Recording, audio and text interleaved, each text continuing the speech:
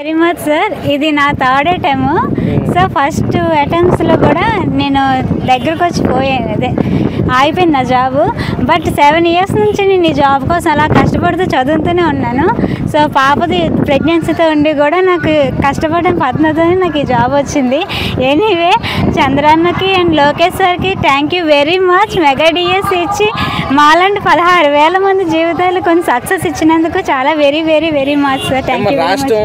Government మారిన తర్వాత DS వస్తుందని అనుకున్నారు అసలు మీరు? చాలా హోప్ పెట్టుకున్నాను. ఎందుకంటే లాస్ట్ టైం టీచర్స్కి మీరు నాకైతే అదర్ జాబ్స్ గురించి తెలియదు, కానీ చంద్రన్న ఎప్పుడు కూడా చెప్తారు లక్షల టీచర్ ఉద్యోగాలు నేను ఇచ్చాను అని. సో మెగా డిఎస్ ఇస్తారని నాకు హోప్ ఉంది.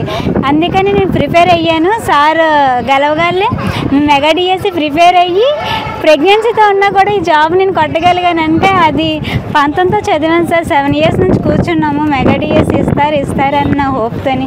Anyway thank you sir. చాలా హ్యాపీగా ఉంది. లేదు సార్, నోటిఫికేషన్ ఇస్తారని చాలా హోప్స్ పెట్టుకున్నాం. సో నోటిఫికేషన్ ఇస్తారని చాలా చాలా హోప్ పెట్టుకున్నాం. చాలా డిసప్పాయింట్ అయ్యాం. చాలా నిందలు చాలా ఎదుర్కొన్నాం కూడా. కానీ ఆఖరికి ఎలక్షన్స్ ముందు నోటిఫికేషన్ ఇచ్చినా కూడా పోస్టులు కానీ ఏమీ లేవు సార్. చాలా ఏడ్చాం కూడా. ఆ కన్నీరు బాధ అనేది మాకు తెలుసు. కానీ సార్ రాగానే మెగా డిఎస్ ఇచ్చి ఫస్ట్ సిగ్నేచర్ పెట్టారు.